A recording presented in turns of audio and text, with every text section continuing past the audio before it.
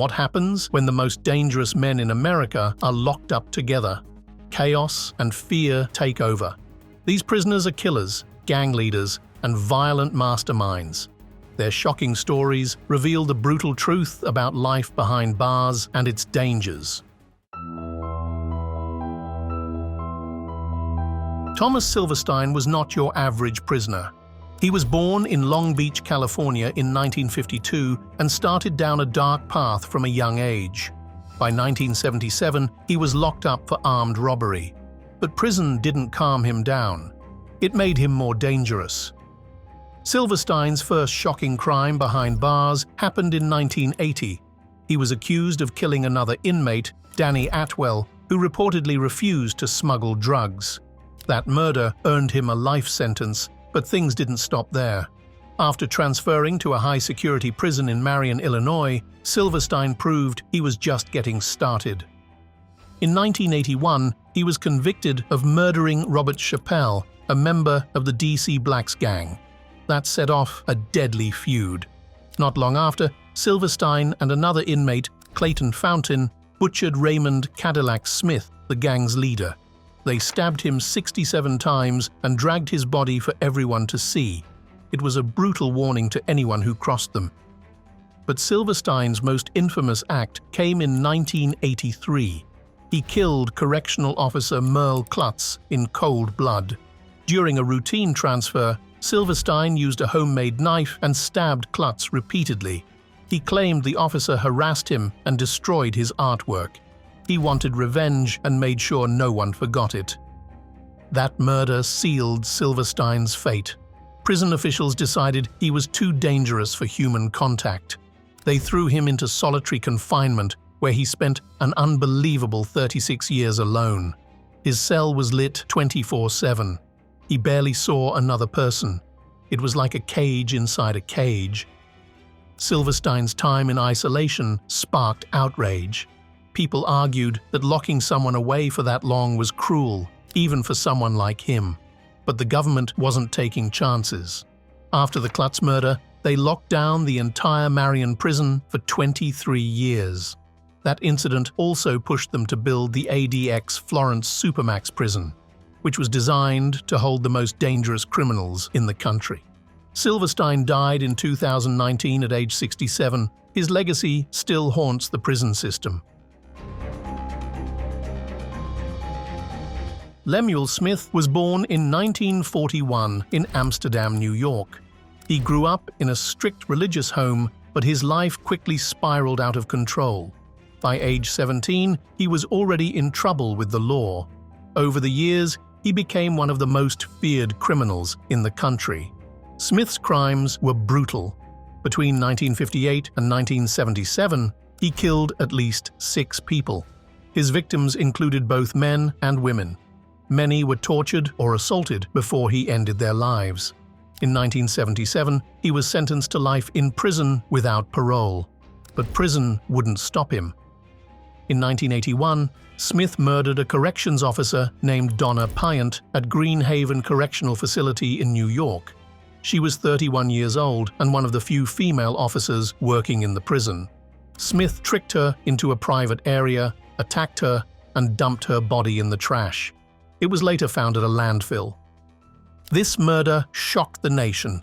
It was the first time an inmate had killed a female officer inside a maximum security prison. It also exposed serious safety flaws. After Donna's death, prisons added more cameras, stricter rules, and better training to protect staff. Smith's punishment was harsh.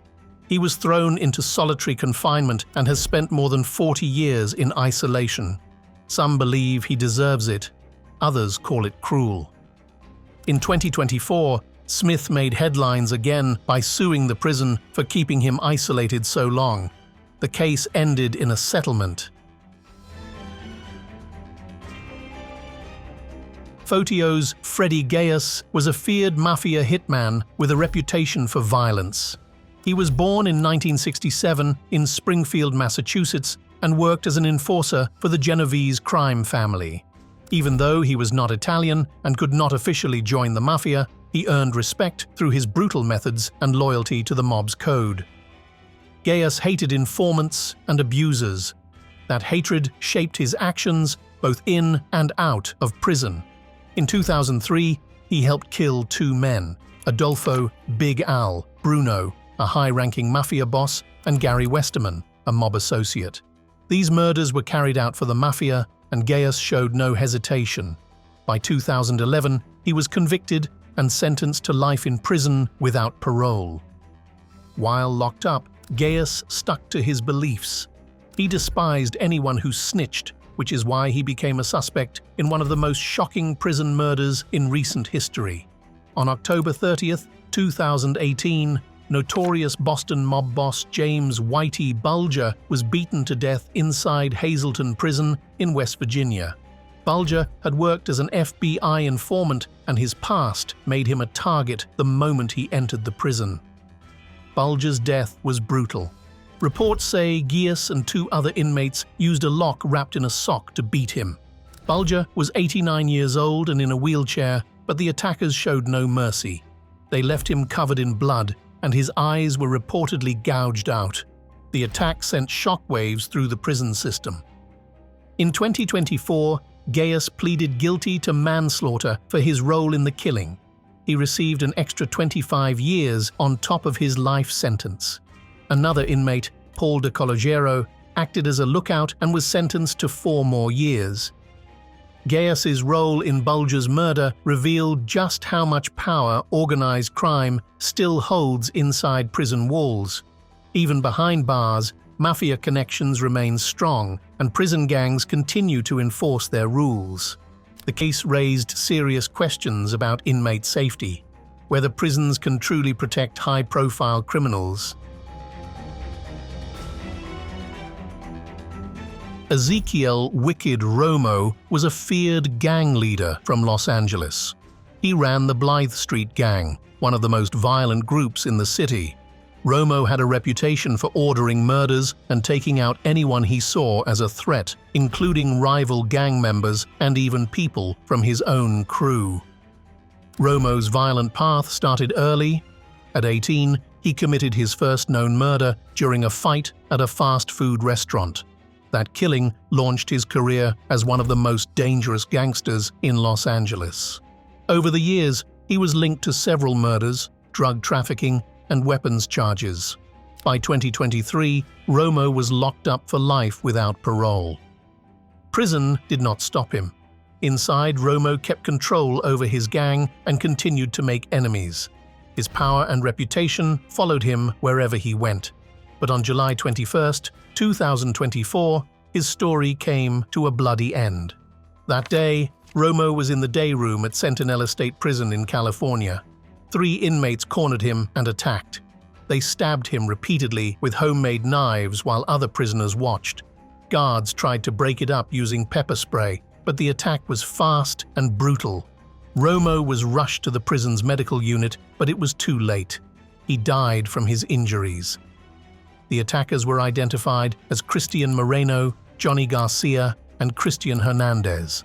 All 3 were linked to rival gangs. After the killing, they were moved to restricted housing while investigations began. Romo's death sent shockwaves through the prison system. It exposed just how dangerous gang rivalries are, even behind bars. His murder showed that high-profile inmates are never truly safe, no matter how many security measures are in place. The incident also raised questions about how inmates managed to get weapons inside the prison. It forced officials to take a closer look at gang violence and the constant power struggles happening within prison walls. James "Whitey" Bulger was one of the most feared gangsters in America. He was born in 1929 in Boston and grew up in a tough neighborhood. By his 20s, he had joined gangs and started committing crimes.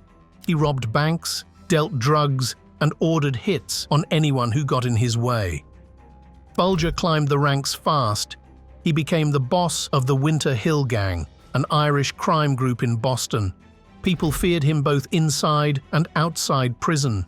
He ruled the streets with violence and intimidation. But behind the scenes, he was also working as an FBI informant. He gave up information on rival gangs while the FBI turned a blind eye to his crimes. In 1994, Bulger's secret FBI ties were exposed. He fled Boston to avoid arrest. For 16 years, he stayed hidden, landing on the FBI's most wanted list. In 2011, he was finally captured in California. By then, he was 81 years old. He was convicted of 11 murders, along with drug trafficking and extortion. He was sentenced to life in prison, but even behind bars, his name still carried weight. In 2018, Bulger was transferred to Hazleton Prison in West Virginia. He was 89 years old and in a wheelchair. Less than 24 hours after he arrived, he was murdered by inmates. They used a lock stuffed in a sock to beat him to death. His eyes were reportedly gouged out, and his body was covered with blood. Bulger's murder exposed big flaws in the prison system. People questioned why such a high-profile inmate was sent to a dangerous prison without protection. Investigations revealed sloppy paperwork and poor decisions that put him at risk.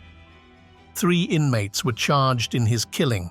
Fotio's Freddy Gaus, a mafia hitman, got 25 more years added to his sentence.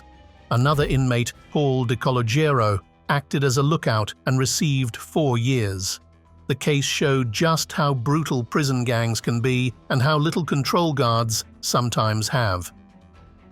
As always, thanks for watching, and be sure to like, comment, and subscribe to join us next time on History Crack.